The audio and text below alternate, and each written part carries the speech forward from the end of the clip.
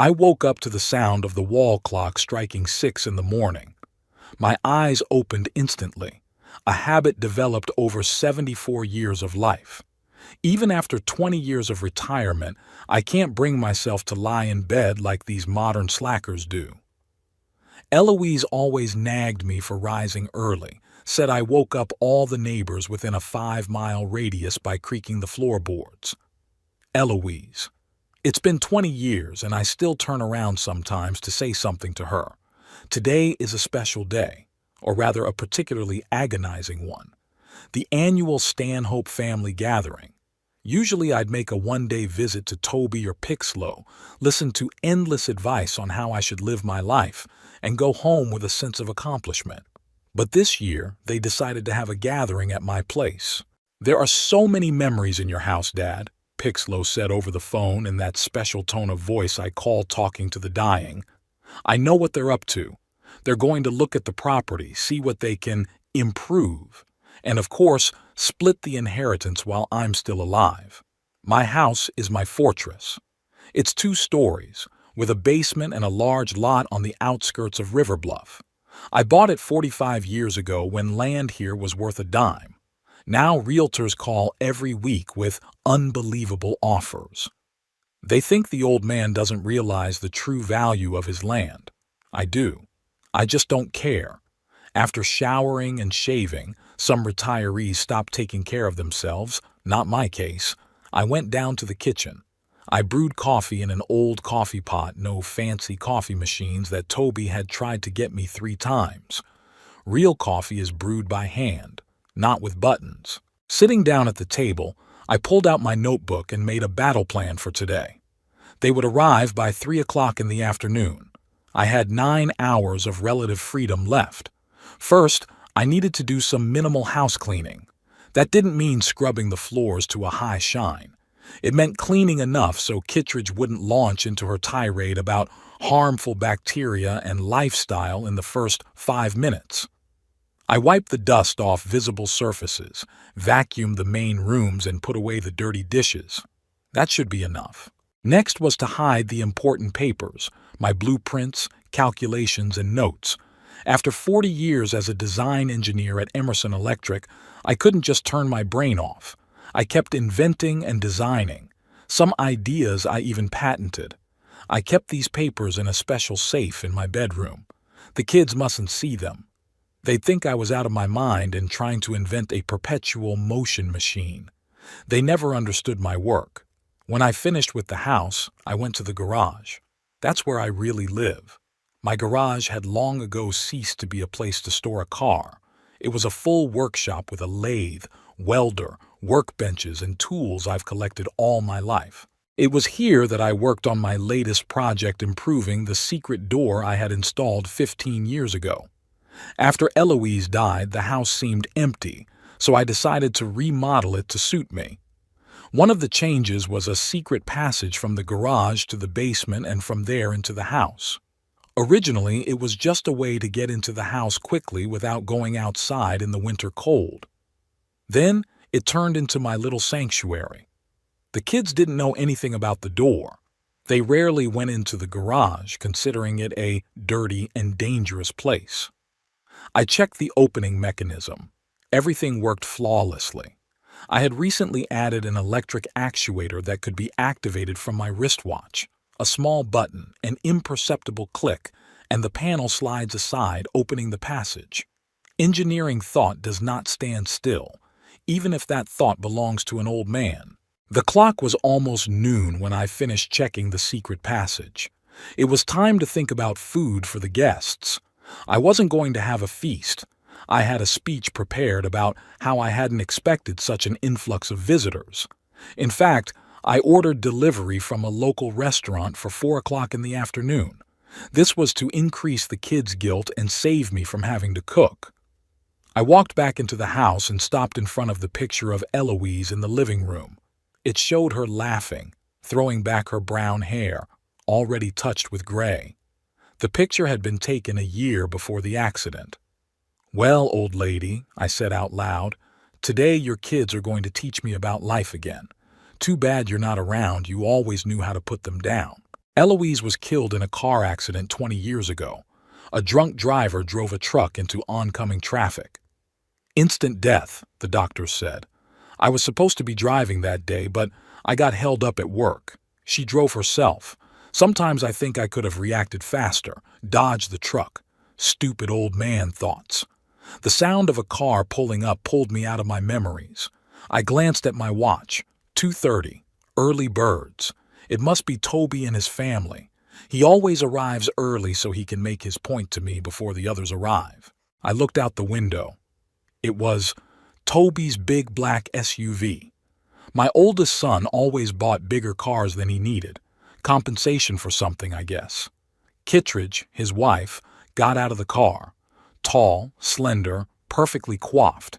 She looked like she'd just stepped off the pages of an upper-middle-income housewife magazine. My grandsons Oakley and Marlowe showed up behind her, both staring at their cell phones. Finally, Toby himself came out, in an impeccable suit, even though it was Saturday. I opened the door before they could ring the bell. "You're early," I said in lieu of greeting. "Dad." Toby smiled his lawyer's smile. "We decided to come early to help you get ready." "It's all set," I replied, stepping aside so they could come in. Kittredge kissed me on the cheek, a formality we'd observed for years. "Whitford, you look chipper," she said, eyeing me appraisingly. "For your age, you mean?" I couldn't help but be witty. "I didn't say that." Kittredge pursed her lips. Oakley and Marlowe mumbled something that could be taken as a greeting, keeping their eyes on the screens. "Kids, say hello to Grandpa normally," Toby commanded. Oakley, a 16-year-old with a perpetually disgruntled expression, looked away from the phone for a second. "Hi, Grandpa." Marlowe, his 14-year-old sister, followed suit. "Hello, Grandpa." And they were once again immersed in their virtual worlds. Modern technology, Toby sighed, as if that explained everything. "In my day, kids were taught to make eye contact," I said, heading for the living room. "Times change, Dad," Toby followed me. "By the way, I noticed that your roof is in need of repair. The back of it looks saggy." And so it begins. "My roof is perfectly fine," I cut him off. "I had it checked in the spring." "Dad, you're 74 years old. You shouldn't be climbing on roofs. We can hire professionals." "Will you pay?" I asked, even though I knew the answer. "Well, it's your house." Toby hesitated. "Exactly. My house, my roof, my rules." Kittredge was already pacing the living room, touching surfaces with her finger in search of dust. "Whitford, when was the last time you did a general cleaning? There are so many allergens in here. My throat's starting to get scratchy." I wanted to say something caustic, but then another car horn honked. Pixlow had arrived. Unlike her brother, Pixlow preferred modest cars. Her gray sedan was practical and discreet, as befitted a divorced single mother constantly counting money. Out of the car jumped Bannon, my 12-year-old granddaughter, the only person of the younger generation with whom I could relate. "Grandpa!" Bannon rushed over to me and hugged me as soon as I stepped onto the porch. "Hi, baby girl," I stroked her head. "How are you doing at school?" "Great. I won first place in the science fair with my electromagnetic induction project." "That's my girl." I couldn't hold back a proud smile. Pixlow followed, laden with bags. "Daddy, are you turning my daughter against modern technology again?" she asked in lieu of a greeting. "She now wants to study engineering instead of something lucrative like marketing or finance." "Engineers create the future," I replied, "and marketers just convince people to buy things they don't need." "Thank you for appreciating my career, Dad." Pixlow rolled her eyes and walked into the house. When we were all gathered in the living room, the traditional interrogation began. "How's your health, Dad?" Toby asked. "No complaints." "Do you see a doctor regularly?" he continued. "When I feel like it." "And how often do you think it's necessary?" Kittredge intervened. "Once every 10 years, you mean?" Pixlow snorted. "I'm perfectly fine," I said. Let's not waste time discussing my chronic illnesses, which I don't have. We're just concerned, Toby said in the tone he used in court when he wanted to win the jury over. Tell me how you're doing. I decided to change the subject. The next hour was spent talking about Toby's career successes, Pixlow's problems with her boss, her grandchildren's school achievements, mostly fictional, I thought, and Kittredge's complaints about the neighbors in their upscale neighborhood. Then Kittredge decided to tour the house and dragged Pixlow along with her. I knew they would be discussing what needed to be changed, thrown out, or rebuilt here. Toby stayed with me, obviously, to have a preliminary discussion. Dad, Kittredge and I recently visited a wonderful place, he began, trying to speak casually. The Golden Sunset Retirement Community. The facilities there are so wonderful. I'm not going to a nursing home, I interrupted him. It's not a nursing home. It's a comfortable community with all the amenities, medical care, and tons of entertainment. With rooms for the dying in the basement, I added. Dad, be reasonable. You live alone in a huge house. There's so much maintenance work to do, and at your age... At my age, I can still take care of myself in my house. I stood up, signaling that the conversation was over. I'm going to see if your wife and sister have taken my house apart. I found the women in the kitchen. Kittredge was opening all the cabinets and commenting on their contents. Whitford, these pots should be thrown out. They must be from the Soviet era. They work fine, I replied. And by the way, these are Eloise's cooking utensils. Mentioning his late wife always made them quiet for a few minutes. Cheap trick, but effective. Pixlow looked in the refrigerator and aghast. Dad, there's hardly any food in here. What are you eating? I ordered lunch for everyone, I said. It should be here in half an hour. You could have warned us, Pixlow frowned. I brought salads and appetizers. All the better, I shrugged. More food. Kittredge started setting some containers on the table. I brought organic smoothies for everyone. They're great for digestion, especially at your age, Whitford. I looked at the greenish sludge in the bottles and grimaced. Thank you, but I prefer food to be chewed. To my surprise, Bannon chuckled softly. She was sitting at the kitchen table watching the adults. Grandpa, can I see your workshop? She asked. You promised to show me your new project. Of course, little girl. I was glad for any excuse to get away from these caring relatives. Just help us put everything on the table first, Pixlow intervened. And no dangerous experiments in the garage. We have a science project, Mom. Bannon rolled her eyes. Not experiments with radioactive materials. I winked at Bannon. This girl had definitely taken after me, not her parents. When the ordered food arrived, the whole family gathered around the table. Toby made his annual toast about family values and the bond between generations. Pixlow added something about the importance of support. Kittredge elegantly sipped her wine, pretending to care. I looked at them and thought, when did we become such strangers? When had their lives taken a trajectory so different from mine that we could barely find topics of conversation now? Maybe after Eloise died. She was the glue that held us together. While I was pondering, Toby started talking about the plans for tonight. Dad, we decided to have a small party here tonight. Invited some friends who have been wanting to see your house for a long time. A party? At my house? I felt a wave of irritation rising. It'll be very modest, Pixlow interjected. Just 15 people. 15 strangers in my house? They're not strangers, Dad, Toby sighed. They're friends of ours. You've met them, well, some of them. I opened my mouth to say no, but I noticed the look on Bannon's face. She was watching me with interest, as if assessing how I was going to get out of this situation. And then it hit me. This was the perfect moment to activate my fallback plan. Okay, I said, surprising everyone at the table. Have your party. Just don't expect me to entertain your guests. Really? Pixlow looked stunned by my agreement. Of course, I shrugged. After all, it's your home too. In a way. I saw the kids look over at me. They clearly hadn't expected such malleability.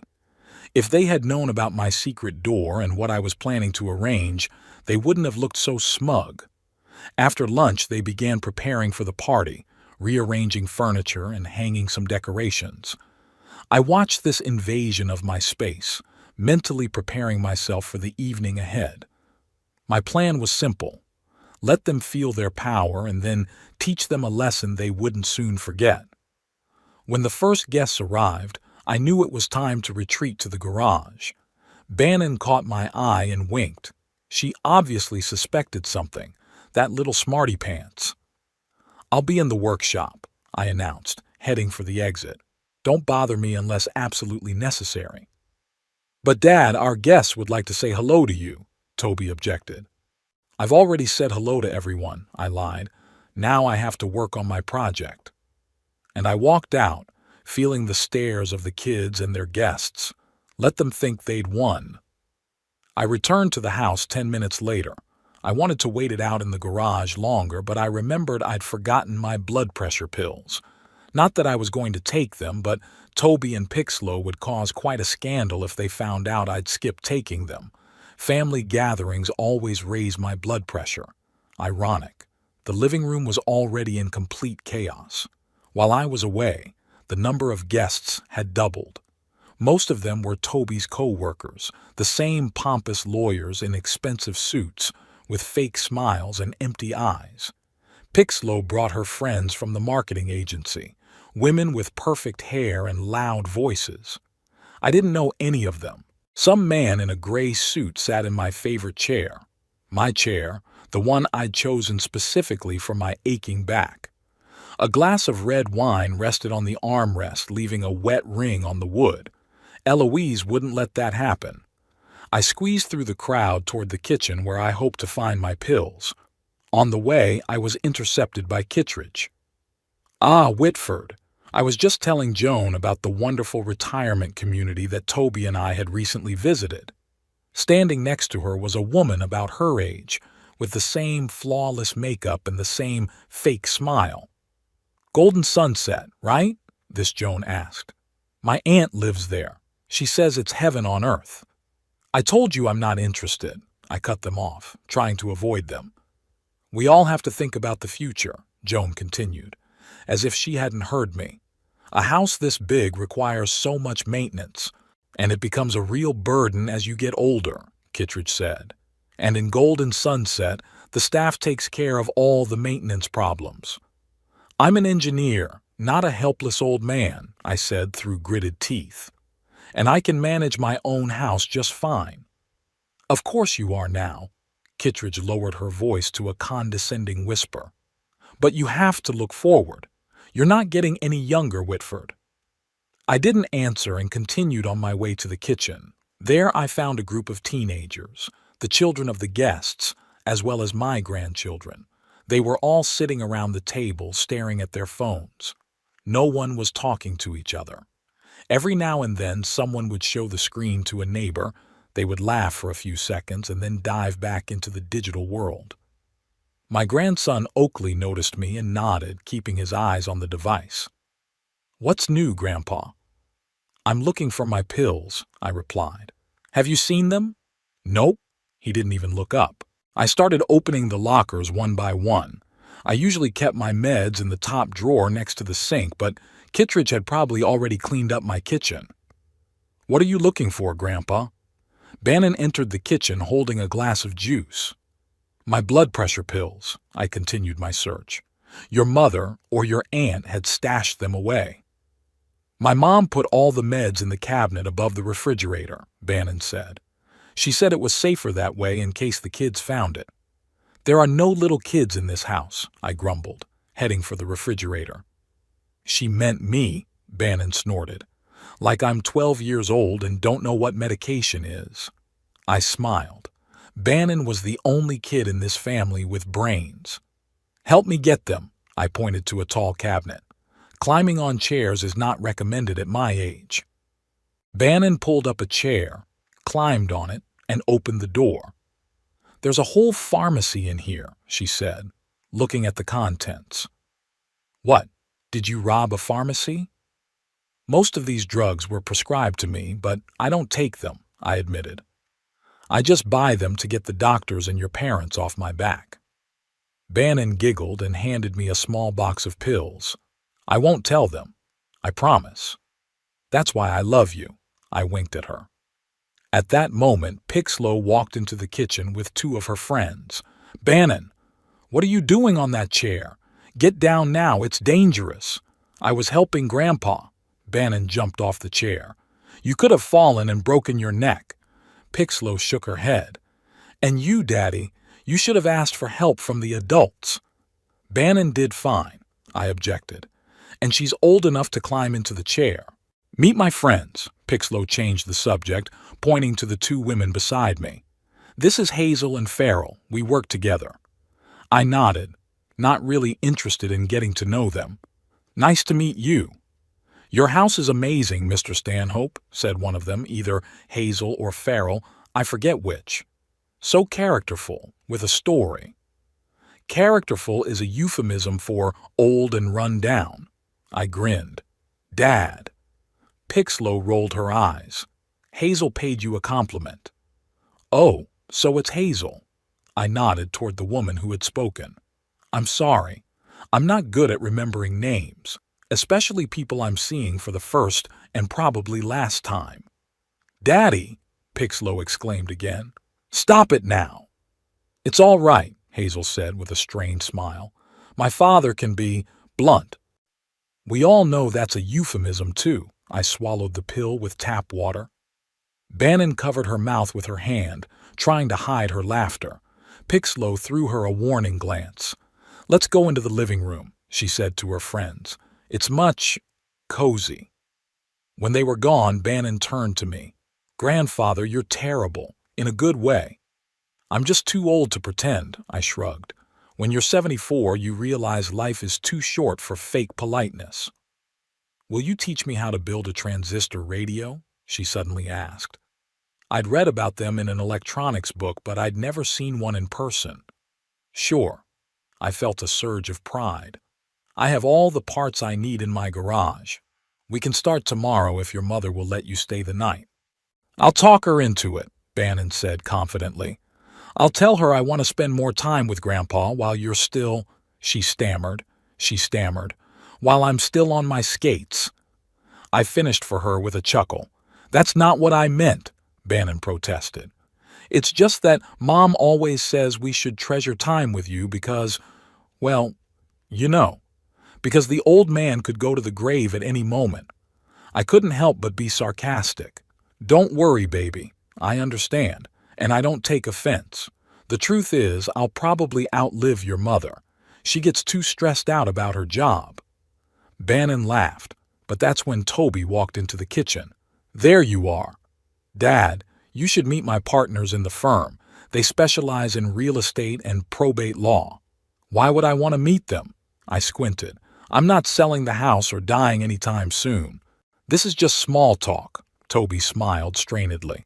No one's talking about selling or other. Just be polite, okay? I'm always polite, I countered. It's just that some people confuse politeness with servility. Toby sighed and turned to Bannon. Honey, could you go check on Marlo? She's been looking for you. It was an obvious lie, but Bannon nodded obediently and walked out of the kitchen, giving me one last wink. As soon as she left, Toby cut to the chase. Listen, Dad, my colleagues can really give you valuable advice on how to dispose of the house and other assets. That doesn't mean we're rushing things. It's just, planning is never a bad thing. I've already done all the planning, I retorted. My will is drawn up and in the custody of my attorney. He's not from your firm, by the way. I know you have a will, Toby said slowly as if he were talking to a child. But it's not just about the will. There are issues of taxation, possible future medical expenses. The house needs constant upkeep, and its value is rising. Maybe it makes sense to sell it now while the market is booming. And where should I move to? Golden Sunset? I crossed my arms over my chest. I'm not going anywhere, Toby. This house is all I have left of my life with your mother. I understand how you feel, Toby put his hand on my shoulder, but emotional attachment to material things can be irrational. Irrational? I shook off his hand. You call it irrational for me to want to spend my last years in my own home instead of in a sterile room among other dying old people? Dad, you're dramatizing everything, Toby rubbed the bridge of his nose. Nobody's talking about a nursing home. Golden Sunset is a modern complex for active retirees. There's a swimming pool, a gym, hobby groups. And nurses to check if I've taken my pills, I added. No thanks. I'm staying here. Toby was about to object, but at that moment Kittredge came into the kitchen. Honey, your co-workers are waiting. She gave me a disgruntled look. Whitford, why don't you socialize with the guests? They're all so eager to meet the father of the famous lawyer Toby Stanhope. I've already met everyone I wanted to meet, I replied, and it was a very short meeting. Dad, Toby sighed. At least once a year you could make an effort. I let a bunch of strangers into my house, I reminded him. That's my effort for this year. Kittredge rolled her eyes and tugged on Toby's sleeve. Leave it alone, darling. If your father prefers to hide at his own party, that's his choice. They left and I stayed in the kitchen, feeling a strange mixture of irritation and relief. After a few minutes, I decided to go out into the living room after all. Not because I cared what Kittredge thought, but because it was my house, damn it, and I wasn't going to hide in my own kitchen. The living room was noisy. Someone had turned on music, some modern blandness with a repetitive beat. Eloise liked jazz and classical. On weekends, we often listened to Duke Ellington or Mozart. This cacophony would make her cringe. I noticed Pixlow and Toby standing in the corner with glasses of wine. They were arguing about something, occasionally glancing in my direction. I decided to move closer, remaining unnoticed behind the group of guests. You can't just sell the house, Pixlow said. It's all he has left. I'm not talking about an immediate sale. Toby lowered his voice, but I could still hear him. But we have to be practical. He can't live here forever. Sooner or later, a decision will have to be made. And who's going to make that decision? You? Pixlow sounded defiant. Just because you're in charge. I have his best interests in mind, Toby frowned. It's dangerous to live alone at his age. What if he falls, or forgets to turn off the stove? Dad's perfectly capable, and you know it, Pixlow countered. He still fixes his own roof and drives his own car. That's what worries me, Toby shook his head. He thinks he can still do what he did when he was 50. That's going to get him in trouble one day. He's a stubborn old man, Pixlow sighed. But that doesn't mean we have to make decisions behind his back. When the time comes, Toby took a sip of wine, we'll have to act decisively, maybe even against his will. Against my will? I couldn't take it anymore and came out of my hiding place. I wonder how you're going to pull this off, son. They both flinched and turned to me. There was a mixture of guilt and confusion on their faces. Dad, you've got it wrong, Toby began. We were just discussing— I understand perfectly well, I interrupted him. You were discussing what to do with my house and my life when I'm too weak to resist, or when I die. Which will happen first, do you think? We're worried about you. Pixlow put her hand on my shoulder. It's normal for children to care for aging parents. Caring is one thing, I pulled away. Conspiracy behind my back is another.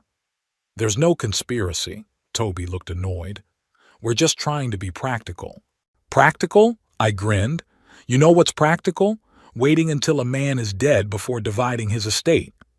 Daddy, Pixlow exclaimed. Nobody's talking about— No, that's exactly what you're talking about. I raised my voice, not caring if the other guests heard us. You're acting like I've got one foot in the grave, like I'm some piece of furniture that needs to go somewhere, not a living person with my own desires and plans. You have plans? Toby asked skeptically. Like what, for instance? That's none of your business, I cut him off. But since you ask, I'm working on several inventions. and I plan to live long enough to see Bannon go to engineering college. Inventions? Toby looked over to Pixlow. Dad, it's great that you have a hobby. It's not a hobby. I gritted my teeth. I'm a 40-year engineer. I've been awarded 5 patents in my career. Just because I'm retired doesn't mean my brain stopped working. Of course, Dad, Pixlow said in that peculiar tone of voice one uses with small children or the mentally ill. No one doubts your abilities. Enough with the condescending tone. I took a step back. I'm not a senile old man. I'm still capable of making decisions about my life. And I've decided that I'm going to stay in this house for the rest of my life. And when I'm dead, you can do whatever you want with it. With those words, I turned around and headed for the living room exit. On my way out, I noticed Bannon sitting in the corner with a book, the only person at this party who wasn't engaging in small talk or glued to a smartphone screen. What are you reading, baby girl? I stopped next to her. Physics for Beginners. She showed me the cover. I want to prepare for our radio project. I felt a lump come up in my throat. There was more of me in this girl than her mother or uncle. Good for you, I patted her hair. Preparation is half the battle. Bannon looked at me carefully. Are you okay, Grandpa? You look upset. I'm just tired from all the fuss, I shrugged. I'm going to get some air. I could come with you, she offered. You don't have to, I shook my head. Stay here and keep reading. Tomorrow I'll check to see how much you've memorized. She nodded and went back to her book, and I went out into the backyard. The evening air was cool and fresh after the stuffy living room. I inhaled deeply, trying to calm myself down. The backyard overlooked my garage workshop. I looked at the structure and thought about the many hours I had spent there working on my projects. It was the only place in the house that the kids didn't try to improve or change, probably because they never understood what I was doing in there. I could hear laughter and music coming from the house. Strangers were partying in my house, drinking my wine, technically the wine Toby brought, but still, sitting on my furniture. And my own children were discussing how to get rid of me in the most practical way possible. In that moment, I felt completely alone, like I was a ghost watching life go on without me, like I was already dead and no one noticed. Eloise would have understood me. She always did, but she hadn't been around for 20 years. The party was gaining momentum.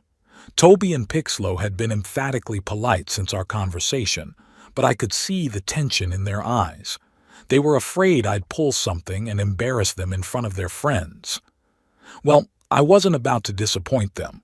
Back in the living room, I found that someone had put on some Jazz Not Ellington, of course, but still better than the cacophony that had been playing earlier.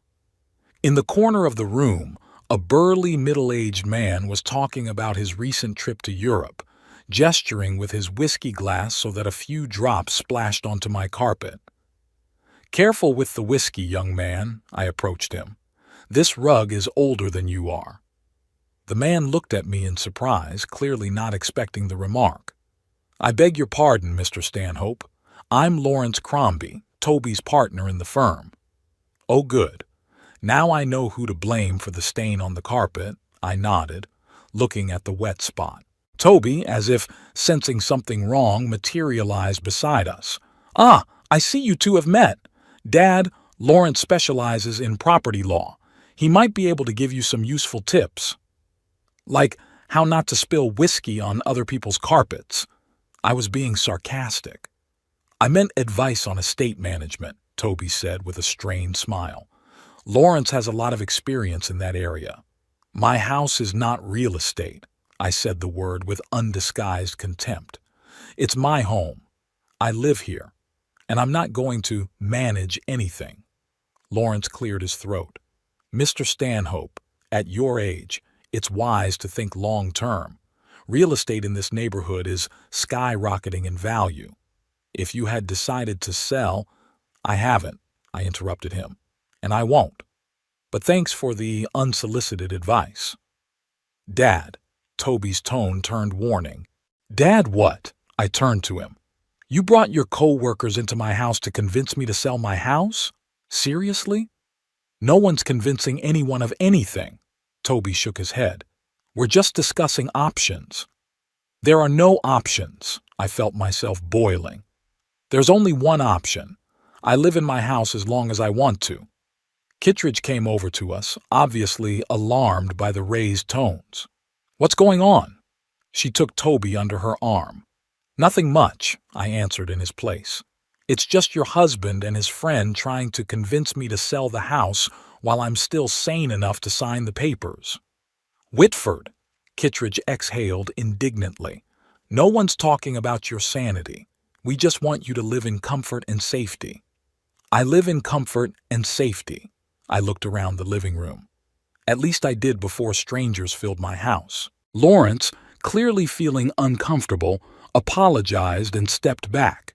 Kittredge leaned toward me and hissed, "Are you making a scene on purpose? Toby invited people important to him, and you're acting like a cranky child." "No, I'm acting like a man whose house has been invaded and is trying to tell him how to live his life." I kept my tone steady. And if Toby was ashamed of his father, he could throw a party in his own house. By now, our conversation had attracted the attention of several guests who were trying to pretend not to listen but were clearly catching every word.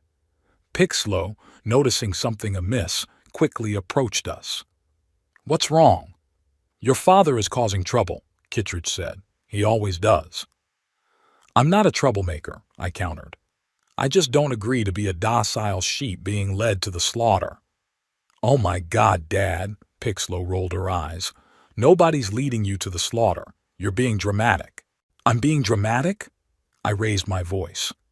"You're discussing my future as if I'm no longer alive, and I'm being dramatic." Toby looked around, clearly embarrassed by the attention we were attracting. "Let's not make a scene," he said quietly. "We can discuss this later, in a quieter setting." "Oh no," I shook my head. "Since you've decided to discuss my life in front of everyone, let's be consistent." "Hey everyone," I turned to the guests, many of whom were now staring openly in our direction.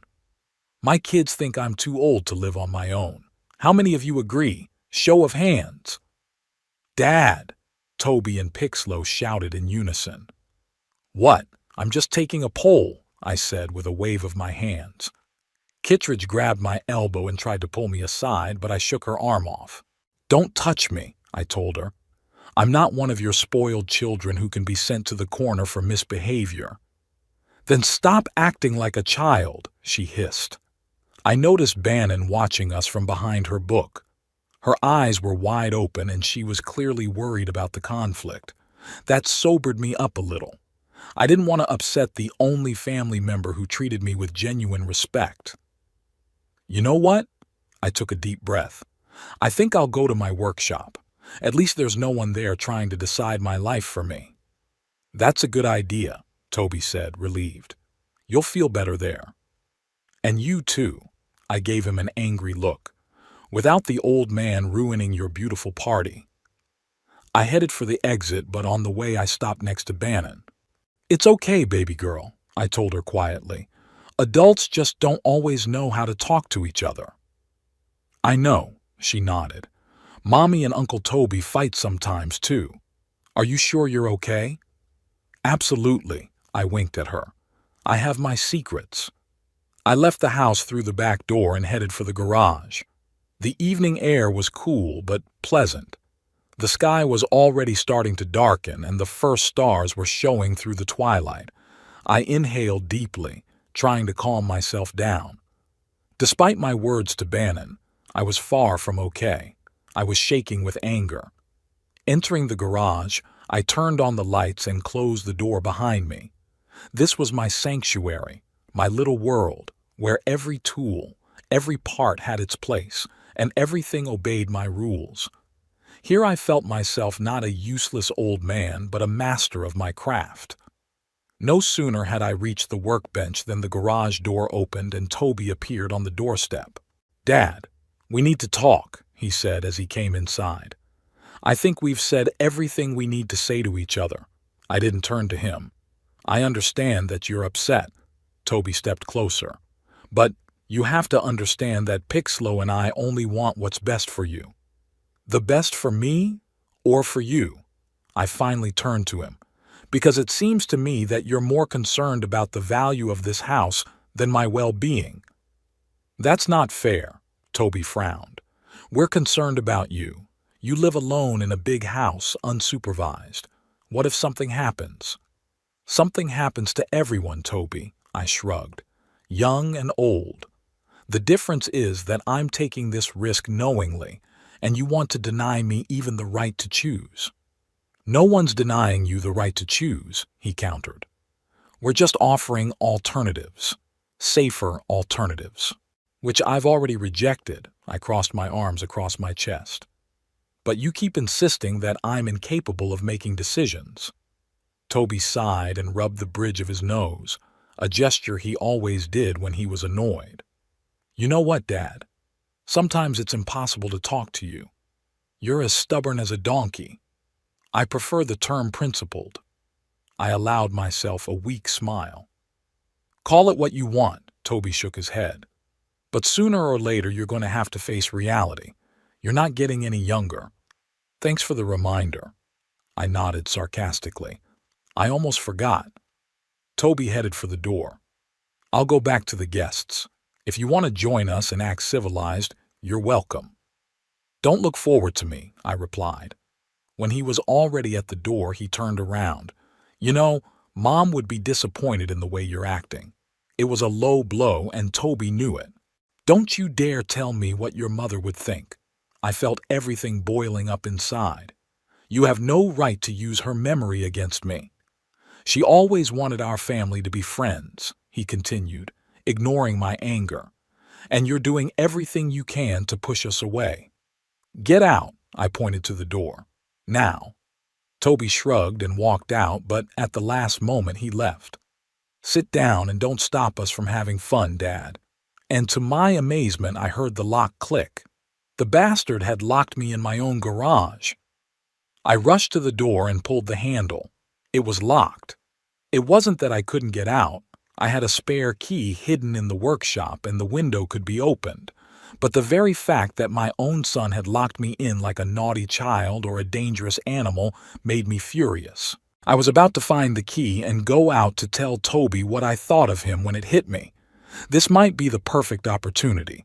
They think they've safely isolated me, and now they'll speak freely without fear that I'll hear them.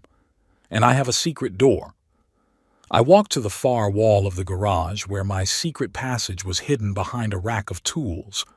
Pressing a hidden button on my watch, I heard a quiet click, and part of the wall moved aside, revealing a narrow corridor. It was a passage I had designed and built 15 years ago, shortly after Eloise's death. Originally, it was just a quirk, a way to take my mind off my grief. But over time, I refined it, adding new features. The corridor led to the basement of the house, and from there, you could stealthily access any room through hidden traps and secret doors. I turned on the small flashlight I always kept near the entrance and stepped into the passage. The wall closed behind me with a quiet hiss. The corridor was narrow, but tall enough for me to walk without bending. The walls were reinforced and lined with soundproofing material. I didn't want an accidental knock to give away my secret. After a few meters, the corridor turned and started going down to the basement. Here I had installed small LED lights that turned on automatically as I approached. After descending the narrow staircase, I found myself in a small room that served as a kind of command center. There were several more corridors leading to different parts of the house. On the wall was a plan of the house, with marked exits and hidden observation points. I'd also installed several monitors here, connected to the hidden cameras I'd placed in the main rooms. Not that I regularly spied on my house, the cameras were usually off, but they proved useful when I wanted to make sure everything in the house was in order without leaving the workshop. I turned on the monitors. On one of them, I saw a living room filled with people. Everyone looked relaxed and cheerful, except for Toby, who was having a serious conversation with Pixlo in the corner. Another monitor showed the kitchen, where Kittredge was commandeering several women laying out appetizers. A third monitor showed the back porch, where a group of men were gathered with cigars. I decided to get closer and listen to what Toby and Pixlow were talking about. There was a narrow passageway leading from my command center that ended in a vent near where they were standing in the living room. I walked through it quickly, trying to move quietly despite the aching pain in my knees. When I reached the vent grate, I cautiously moved closer and listened. Toby and Pixlow's voices were clearly audible. "You shouldn't have locked him up," Pixlow said. "It would only make him more stubborn." "I didn't really lock him up," Toby replied. "He can get out if he wants to. There's a spare key and he knows it. I just wanted to show him that his behavior is unacceptable." "He's not a child, Toby." Pixlow's voice sounded tired. "He's our father." "Who acts like a cranky old man?" Toby took a sip from his glass. "Did you see the way he talked to Lawrence? It's unprofessional." "It's his house," Pixlow reminded him. "He has the right to say what he thinks." "Not when it jeopardizes my reputation," Toby lowered his voice. "Lawrence is one of the senior partners. His opinion is important to my promotion." "So that's what this is about," Pixlow grinned. "You don't care about Dad's welfare. You care about your career." "I care about both," Toby snapped. "But you have to admit that he can't live here forever. This house is too big for one person, especially at his age." "I agree that he'd be better off in a smaller place," Pixlow nodded. "But the decision should be his, not ours. What if he never makes that decision?" Toby leaned closer. "If he clings to this house until his last breath, what then?" "Then it's his choice," Pixlow shrugged. "We can advise, but we can't force. Sometimes people need help making the right decision." Toby lowered his voice even more, and I had to strain to hear what he was saying. "I talked to Dr. Harrison. He said that if necessary, we could get a medical opinion that you couldn't live on your own." "Are you serious?"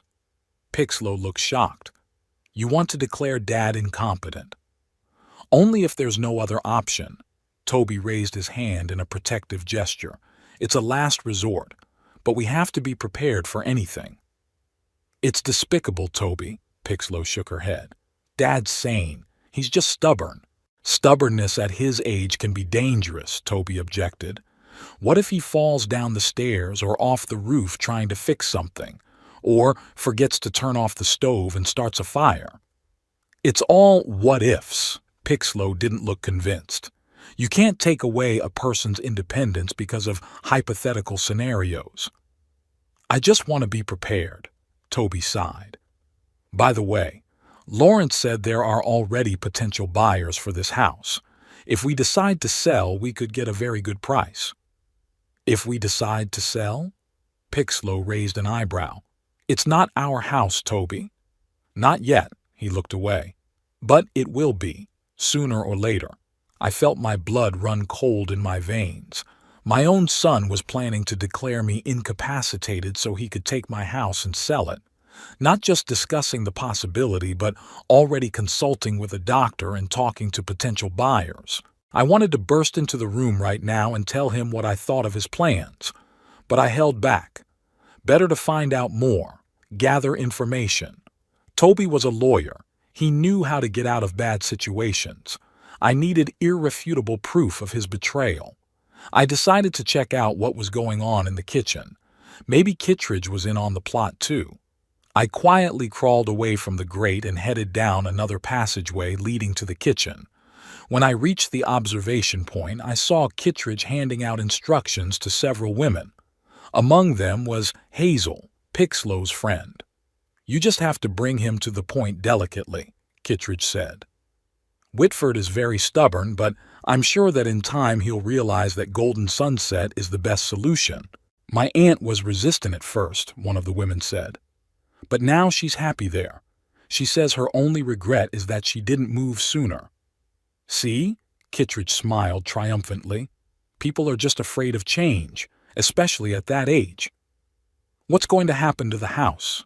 Hazel asked. "It's so spacious and in such a beautiful place."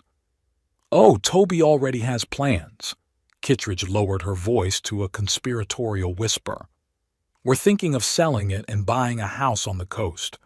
We've always wanted a place by the water, so that's what their true motives are.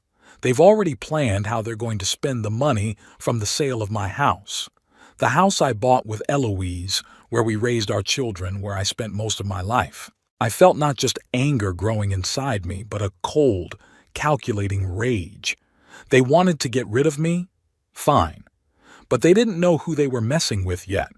I wasn't going to give up without a fight. As I continued to listen to the conversations, I began to form a plan. They thought I was locked in the garage, helpless and isolated. They didn't realize that I could move freely around the house and hear their every word. That gave me an advantage. I returned to my command center and sat in front of the monitors watching the party. Slowly, a plan for revenge began to form in my mind. Not violent or dangerous. I didn't want to hurt anyone. But I was going to teach my children a lesson they wouldn't soon forget. They wanted to get rid of their old, inadequate father. I'm going to show them what that old man can do. My basement command center was far better equipped than my children could have imagined. In the years of secluded living after Eloise's death, I had turned this hidden room into a veritable tech hub.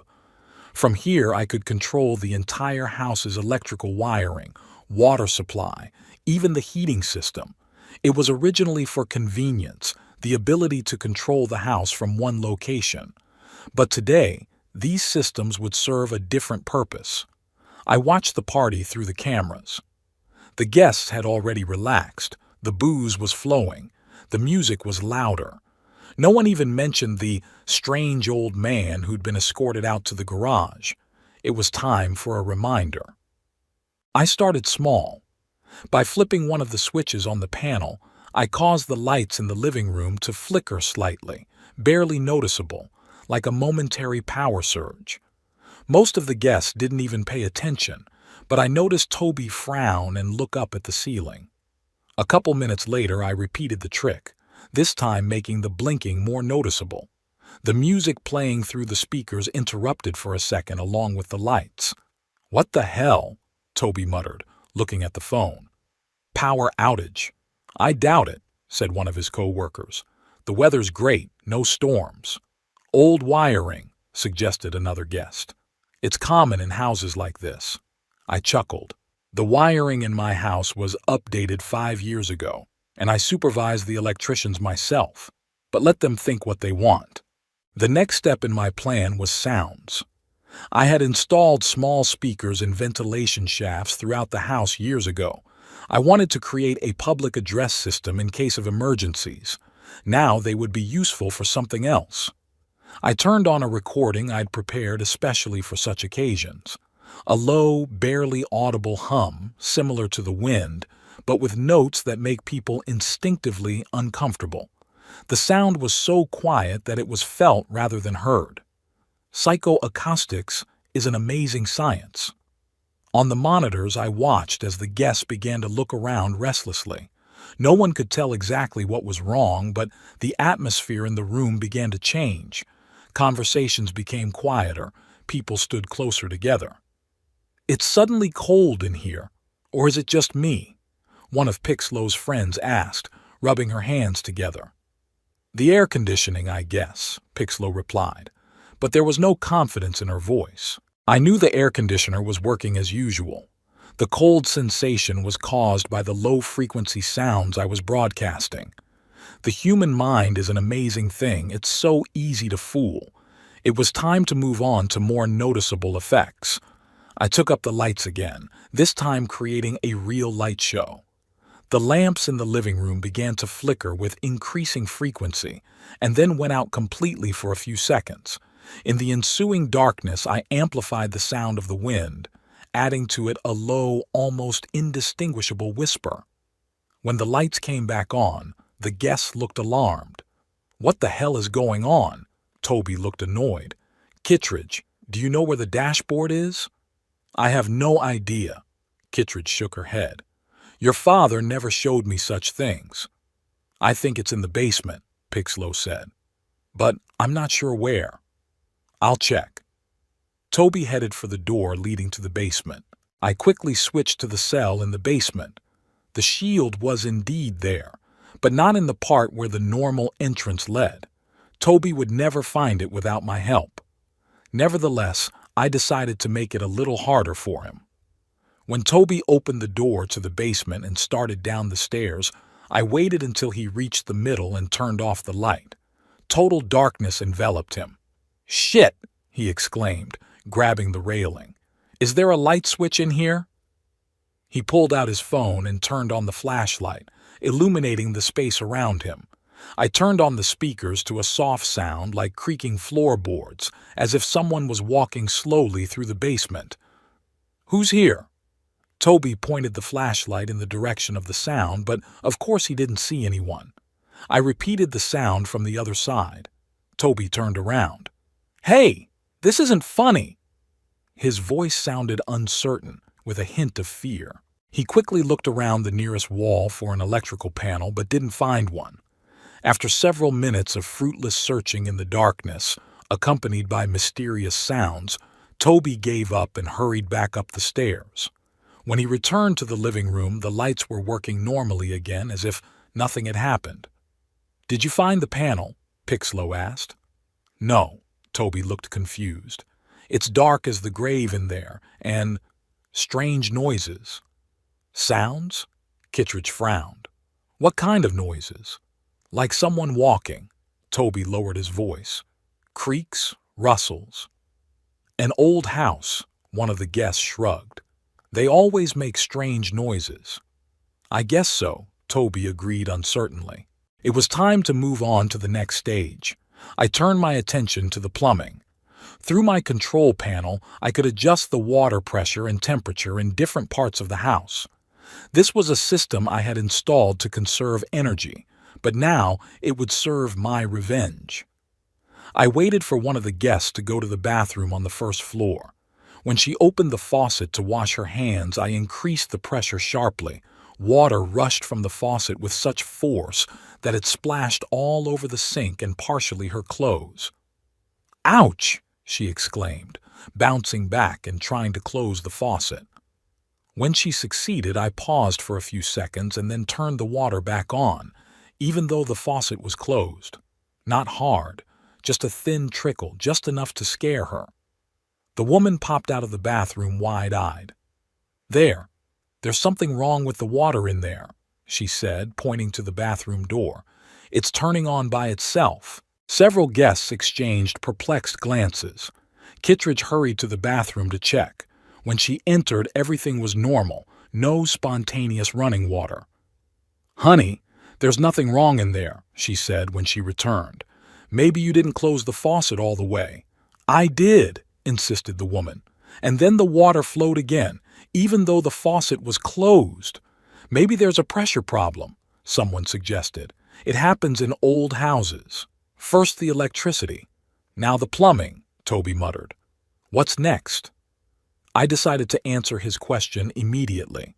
Through the speaker system, I started a recording of a moaning sound, a low, lingering sound, almost audible. The sound seemed to come from everywhere and nowhere at the same time. The guests froze. Conversation stopped. The music continued to play, but no one listened to it. Everyone stared intensely into space, trying to determine the source of the sound. "What was that?" someone asked in a whisper when the moaning stopped. "Probably a water pipe," Toby answered uncertainly. "Old pipes can make strange noises." "It didn't sound like pipes," one of the women objected. "It sounded almost like a voice." "Don't be silly," Toby said, but I noticed him looking around nervously. I repeated the moan, a little louder and longer this time. I added a whisper to it, quiet, unintelligible words, as if someone was speaking from behind a wall. "Okay, I definitely heard that," Pixlow said, wrapping her arms around herself. "What the hell is going on here?" "Maybe it's the wind," Toby suggested, but without much conviction. "Blowing through the chimney or the vent." "Toby, there's no wind today," Kittredge objected. looking out the window at the perfectly still trees. I decided it was time to enhance the effect. I ran a program that made the lights blink in a certain sequence, creating the illusion of shadows moving across the walls. At the same time, I turned on a recording of footsteps, slow, heavy footsteps, as if someone was walking on the top floor. "Is there someone up there?" Kittredge pointed at the ceiling. "That's impossible," Toby shook his head. "We're all up here." "Where are the children?" Pixlow asked suddenly, looking around. "Where's Bannon? And Oakley and Marlowe?" "They were in the kitchen," Toby answered, heading that way. The only people in the kitchen were the teenagers, still on their cell phones. "Where's Bannon?" Pixlow asked them. "I don't know," Oakley shrugged, keeping his eyes on the screen. "She said she wanted to read and left." "Gone where?" Pixlow insisted. "She didn't say." Marlowe didn't even look up. Pixlow looked worried. "We have to find her. There's something wrong with this house." That's when I noticed movement on one of the monitors. Bannon was down in the basement, treading carefully on the stairs with a flashlight in her hand. Smart girl, she obviously suspected something. I quickly turned off all my special effects and prepared to meet my granddaughter. I didn't want to scare her, but I wasn't about to stop my revenge plan either. A few minutes later, I heard quiet footsteps in the hallway leading to my secret center. Bannon was walking slowly, lighting the way with a flashlight, clearly following some sort of clue. Perhaps she noticed the unusual details I had left for those observant enough. Small marks on the walls, almost invisible to the ordinary eye. When she came to the door of my command center, I decided not to wait for her to find a way to open it. I pressed a button on the panel and the door silently slid aside. Bannon flinched, but didn't scream. Instead, she pointed the flashlight inside, illuminating the room and me sitting in front of the monitors. "I knew it," she said, stepping inside. "It's all you." "Hi, baby girl," I smiled. "How did you find me?" "I noticed that some strange things happen in a certain sequence," she explained, looking around my underground lair with undisguised admiration. "And I remembered you talking about the home automation systems you were designing. Plus, you hinted at some secret in the garage." "You're a real detective." I was genuinely impressed with her deductive skills. "So what now? Run off to tell my mom and uncle that my old grandfather gave them a haunted house show?" Bannon stepped closer to the monitors, eyeing the guests who were chatting nervously in the living room. "Actually," she turned to me with a mischievous smile, "I think it's brilliant. They deserve a little lesson. I heard them talking about you and the house." "And you don't think I'm acting like a crazy old man?" I raised an eyebrow. "Crazy?" she laughed. "That's the coolest thing I've ever seen. You've got a whole command center here like a superhero. Or a supervillain," she added with a smirk. I couldn't help but smile back. This girl definitely had it in for me. "So you won't give me away?" "Only if you let me help," she pointed to the control panel. "I want to be part of Operation Ghost." I laughed. "Ghost, huh? That's a good name. Well, I could use a partner. I have a few more tricks up my sleeve, but with your help they'd be even more effective." I explained to Bannon how the house control system worked and what effects I'd already used. She grabbed on the fly, asking smart questions and offering her own ideas. "What if we made objects move?" she suggested. "Do you have any remote-controlled devices?" "I have some servos that I've installed in some pieces of furniture for experimentation," I nodded. "I never thought they would be useful for something like this." "Perfect." Bannon rubbed her hands together.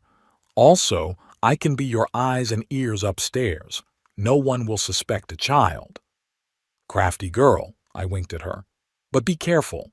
I don't want you to get in trouble because of me." "Don't worry, Grandpa," she nodded seriously. "I'll be as inconspicuous as a real ghost. We've worked out a plan of action. Bannon will go back upstairs and watch the guests' reactions. discreetly signaling me via text messages. I will control all the special effects from here, amplifying them gradually. Before sending Bannon back upstairs, I gave her a small device, a simple transmitter disguised as an ordinary keychain. If you press this button, I explained, it will activate the maximum mode. Use it if you see the right moment for the final chord. Like a nuclear button, Bannon smiled widely. Cool. Now go, I pointed to the door. Your mother is already looking for you. Tell her you were reading in the bedroom and fell asleep. Bannon nodded and headed for the exit, but stopped in the doorway. Grandpa, she turned to me, is it true they want to sell the house? Yes, little girl, I sighed. Your uncle has already found potential buyers. Her face darkened. That's not fair. It's your house. Life is rarely fair, I shrugged. But that doesn't mean you should give up without a fight. We'll show them, Bannon said firmly and slipped out of the room. I turned back to the monitors. The atmosphere in the living room was getting more and more tense. Several of the guests were already packing up their things, clearly preparing to leave. Kittredge tried to calm them down, but without much success. I'm sure it's just old wiring and pipes, she said. There are always oddities in houses like this. It's not just that, one of the women objected. There's some kind of atmosphere. I can feel a negative energy. Negative energy? Toby rolled his eyes. Really, Diana? You don't believe in that nonsense. Call it what you want, the woman shrugged, putting on her coat. But I'm not staying here a minute longer. My psychic warned me about the dangers in old houses. Several of the other guests nodded in agreement, starting to pack up as well. Toby looked annoyed. People, come on. It's just an old house with some technical problems. There are no ghosts. At that moment, I received a text from Bannon. I'm in position. Are we starting Operation Ghost? I responded with one word. On it. And launched the next series of effects. This time, I decided to be more overt. I turned off all the lights in the house, plunging it into total darkness. After a second, I turned on only one lamp, an old floor lamp in the corner of the living room that created ominous shadows. At the same time, I activated the servos installed in some of the items. The books on the shelf began to slowly slide out and fall down. The cabinet doors opened and closed on their own. A painting on the wall tilted slightly. The guests gasped. Someone shrieked. In the dim light of the floor lamp, it looked even more ghastly. My God! Exclaimed Kittredge. What's that? It must be an earthquake, Toby suggested uncertainly, though he did not believe it. There are no earthquakes in River Bluff, someone objected. I saw Bannon standing in the doorway on the monitor, watching with ill-concealed delight. She gave me a discreet thumbs up and then pretended to be as scared as everyone else. Mom, what's going on? She asked, running up to Pixlow. I don't know, honey. Pixlow hugged her. There must be some kind of electrical problem. It's not electricity, Bannon played her part perfectly. Look, the books are moving on their own. All eyes turned to the bookcase, where book after book magically slid out and fell to the floor. Oh my God, someone whispered. There really is something here. A haunted house, exclaimed one of the teenagers, filming the scene on his cell phone. Stop this nonsense. Toby raised his voice. There are no ghosts. It's some kind of technical malfunction or someone's stupid joke.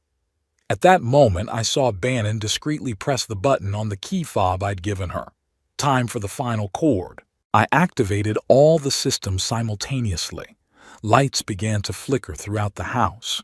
Music turned up to full volume, and all the doors and windows in the living room opened abruptly, letting in the cold night air. An amplified, distorted voice came from the speakers, a recording I had prepared in advance. Leave my house. The guests screamed. Some rushed for the exit, forgetting their belongings. Kittredge collapsed into a chair, pale as a sheet.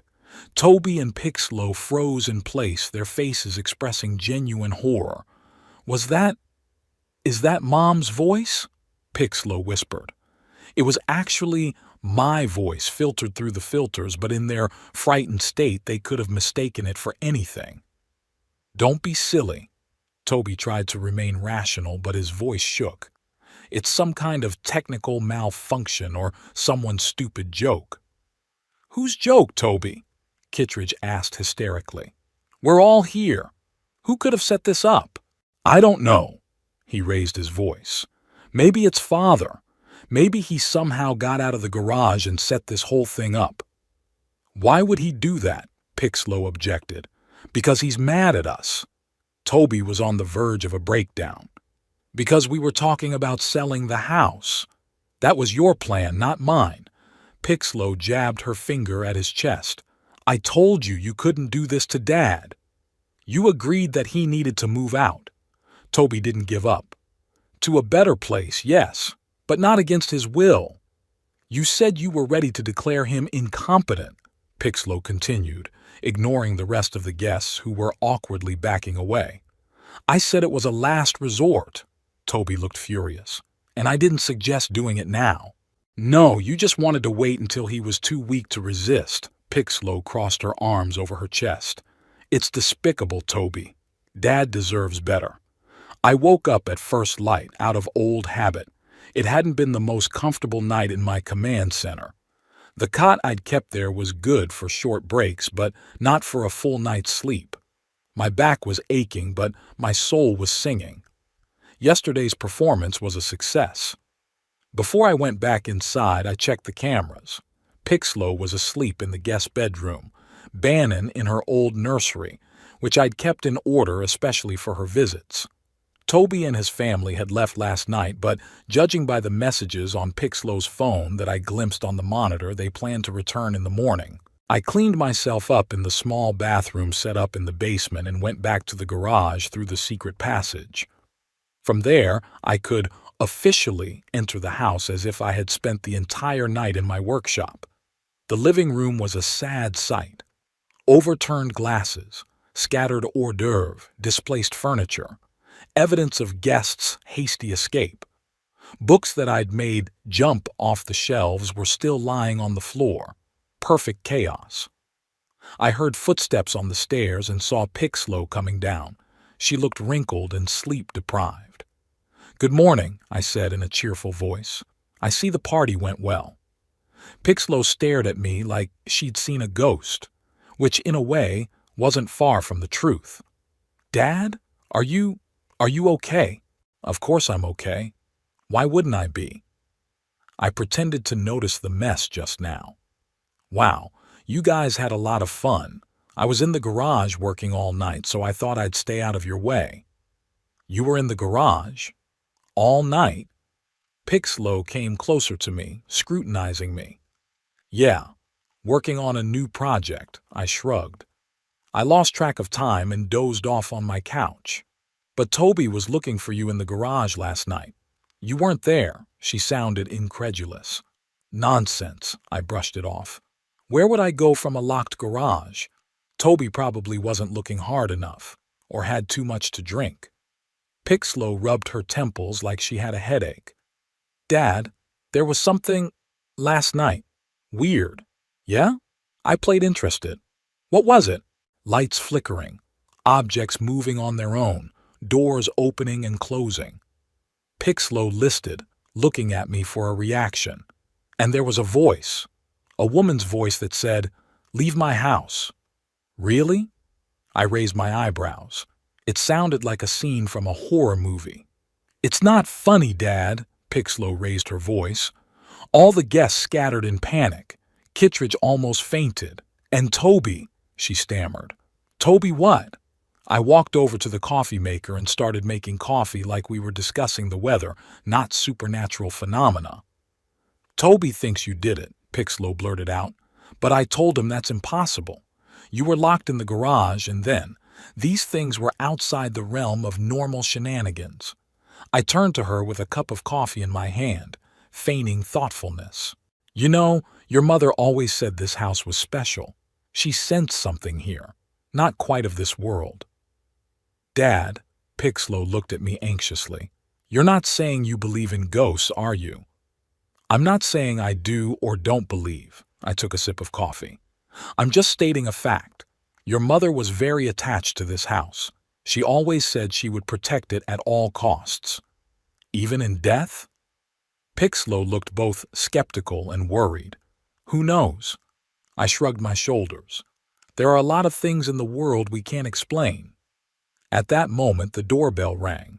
Pixlow flinched in surprise. It must be Toby, she said, heading for the door. Indeed, standing on the threshold was Toby with Kittredge and the children. They looked as if they had not slept well. "Daddy's back," Pixlow announced, letting them inside. Toby stared at me with a mixture of relief and suspicion. "Where were you last night?" he asked without preamble. "In the garage, of course." I took another sip of coffee. "You locked me in there, remember?" I checked the garage. "You weren't there." Toby stepped closer, scrutinizing my face, as if trying to find signs of lying. "Then you didn't check it hard enough," I shrugged. "I was working at the big workbench in the far corner. I might not have heard you call out." "Impossible," Toby shook his head. "I looked all over the garage, and then that radio." "What radio?" I pretended not to understand. The radio on the workbench turned on, by itself. It was playing Mom's favorite song. "Unforgettable?" I smiled. It was her song. Maybe it was a sign. "A sign?" Toby frowned. "What kind of sign?" "From Eloise, of course," I said as casually as if I were talking about the weather forecast. Toby and Pixlow exchanged glances. Kittredge, who was sitting on the couch, was visibly pale. "Dad," Toby said slowly, as if he were speaking to a child or a mental patient, "Mom's been gone for 20 years. She can't turn on the radio or do any of the things that happened yesterday." "Why not?" I shrugged. "Are you an expert on the afterlife?" "Because ghosts don't exist." Toby raised his voice. "Everything that happened yesterday has a rational explanation." "Like what?" I raised an eyebrow.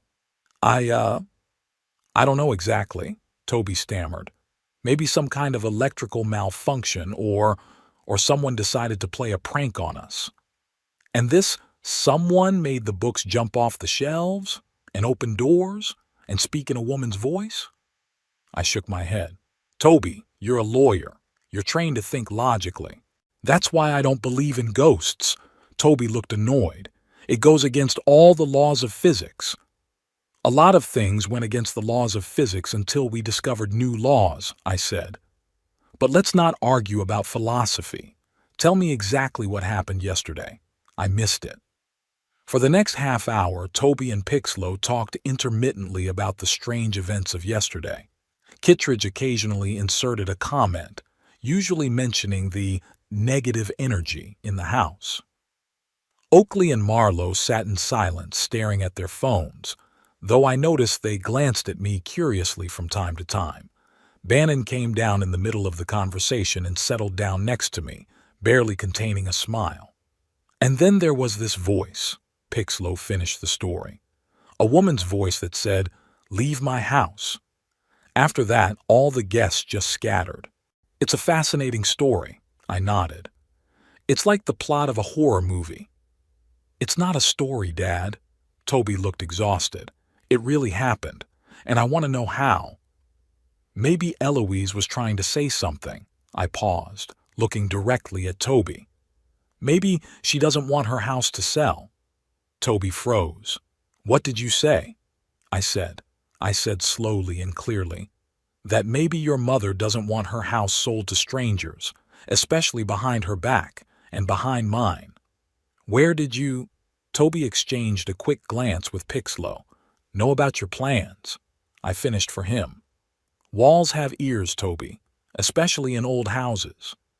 "You've been eavesdropping on our conversations?" Toby looked indignant. "I didn't need to eavesdrop."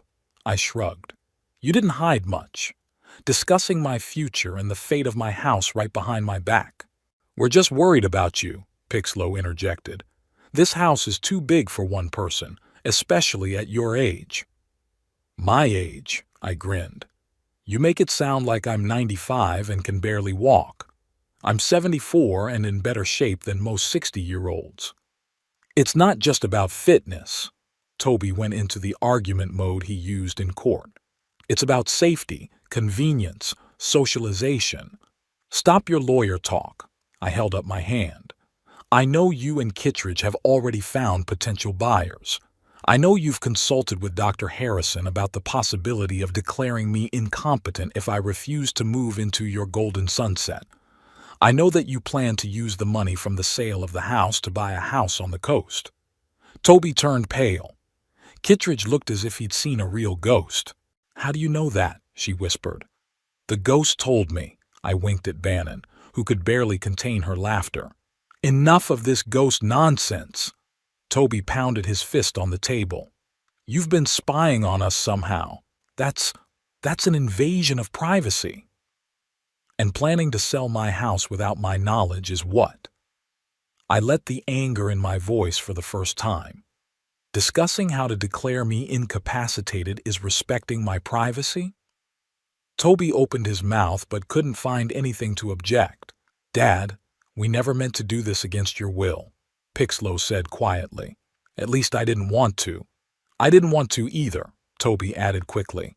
"It was just a theoretical discussion, an extreme case." "Liar," I shook my head. "You've already talked to Dr. Harrison. This is not a theoretical discussion." "How do you know about Dr. Harrison?"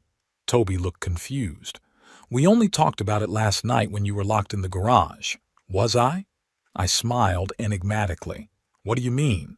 Toby frowned. I rose from my chair and gestured for everyone to follow me. "Come on, I'll show you something." I led them into the garage. Everything there looked the same as usual: tools, workbenches, my projects. Nothing suspicious.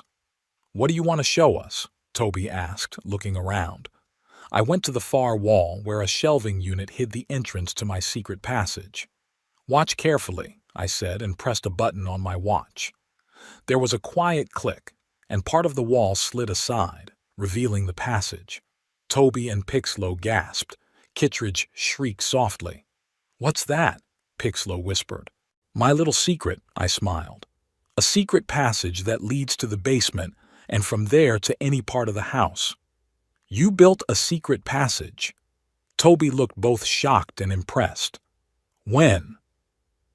"After your mother died," I shrugged. "I had a lot of free time and needed something to do."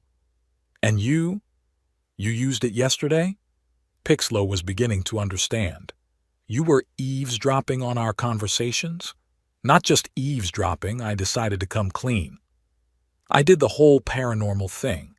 The flashing lights, the moving objects, the voice out of nowhere. It was all me." "But how?" Toby looked confused. "I'm an engineer, Toby." I couldn't hide the pride in my voice. "I installed remote control systems throughout the house. From my command center in the basement, I can control the lights, the appliances, even some of the furniture." The voice was a recording filtered through filters. "You planned all this?" Toby looked as if he couldn't decide whether to be angry or delighted. "After I found out about your plans, yes," I nodded. "I wanted to teach you a lesson.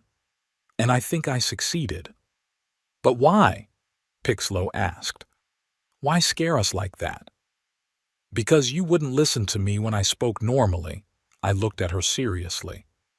"You thought you knew what was best for me, and you didn't even bother to ask my opinion. You discussed getting rid of me and selling my house like I was already dead or out of my mind." Toby and Pixlow exchanged guilty glances. "We didn't mean to offend you," Pixlow said quietly. "We're really worried. If you do care," I softened my tone, "then respect my wishes. I want to live in my own house. I can manage on my own. And as you can see," I pointed to the secret passage, "I'm still capable of surprising you." "But what if something happens to you?" Toby asked. "What if you fall or get sick and no one is there to help you?" I have an emergency call system. I pointed to the bracelet on my wrist. One tap and an ambulance will come. Plus, I communicate regularly with my neighbors. If I don't get in touch, they'll check. I didn't know. Toby looked ashamed. Because you didn't ask, I shook my head. You both assumed I was a helpless old man who couldn't take care of himself. But I'm an engineer, Toby. I'm a problem solver. It's what I've been doing all my life. There was silence. Toby and Pixlow looked like they didn't know what to say. Kittredge stood behind them, still shocked at the discovery of the secret passage. So, do you understand now? I looked around at them. I'm staying here. This is my home and I'm not moving anywhere. Not to Golden Sunset or any other place for active retirees. Okay, Dad. Pixlow nodded. We understand, don't we, Toby? Toby looked like he wanted to argue but then gave up. Yeah, we understand. He held out his hand to me. I'm sorry we tried to decide for you. I shook his hand, feeling the tension begin to ease. I know you wish me well, I said, but I'm not so old that I can't make my own decisions. So we didn't get a ghost of Mom last night? Pixlow asked with a slight smile. Who knows? I winked. Maybe she was helping me from backstage. Eloise always had an opinion on how you should behave. Grandpa's a genius. Bannon, who had been silent all this time, suddenly exclaimed, That's the coolest thing I've ever seen. Did you know? Pixlow turned to her daughter. I guessed it last night, Bannon admitted, and I found his secret room and became my accomplice. I proudly put my arm around my granddaughter's shoulders. She has a great engineering mind, much better than you two. Thank you. Toby rolled his eyes but smiled. Well, Kittredge cleared her throat, clearly wanting to change the subject. We should probably get going. The kids have class today. Yeah, we should get going too, Pixlow nodded. Bannon, pack your things. Actually, Bannon looked at me. I was going to ask permission to stay with Grandpa for a week. We're going on vacation and he promised to teach me how to build a transistor radio. And not only that, I added, we have plans for some interesting projects. Pixlow looked uncertain. I don't know. After everything that's happened, I interrupted her. You should realize that your daughter is in good hands. Who better to watch over her than the engineer who built the secret passage and the control system for the whole house? He's right, Mom. Bannon looked pleadingly at Pixlow. Please, I can learn so much from Grandpa. All right, Pixlow gave in. But no dangerous experiments. Define dangerous. I grinned. Daddy. Pixlow tried to look stern, but couldn't hold back a smile. Don't worry, I held up my hands in a protective gesture. No uranium, no explosives. Just basic electronics and mechanics. And maybe a little robotics, Bannon added enthusiastically. Pixlow sighed but nodded. Okay, but call me every day. Toby was still examining my secret passage with professional interest. You built all of this by yourself? Without any help? From start to finish, I nodded. I ordered the materials online, delivered in small batches so as not to arouse suspicion. I worked at night when no one could see me. Impressive, Toby admitted. I didn't realize you were so, resourceful. Because all you saw in me was an old man who needed looking after, I said without bitterness, just stating the fact. Now you know that I'm a lot more than I seem. Toby nodded, accepting my words. We'll talk again, Dad, but not without plans to sell the house or move. I held out my hand to him, and he shook it more firmly than usual. Half an hour later, Toby and his family and Pixlow drove off, leaving Bannon with me. We stood on the porch, waving at them. Do you think they learned their lesson? Bannon asked as the cars went around the corner. I hope so. I put my hand on her shoulder. At least now they'll think twice before making plans behind my back. So, what are we going to do with our week? Bannon turned to me with burning eyes. Are we really going to put together a radio? Sure, I nodded. But I have a better idea. Remember that mechanism in the secret door? I think we can improve it. Make another secret passage that no one would know about. Not even your mom or your uncle. Ah, cool! Bannon jumped with excitement. We could make a whole network of secret passageways. Exactly, I winked at her. The Stanhope house would be a labyrinth, and only you and I would know all its secrets. We went back inside and I closed the door behind us. There was a whole week of creativity, invention, and a real connection between the generations, not the kind Toby talked about in his toasts, but a living one, based on common interests and mutual respect. Eloise would have been pleased. Perhaps she really was watching us from somewhere.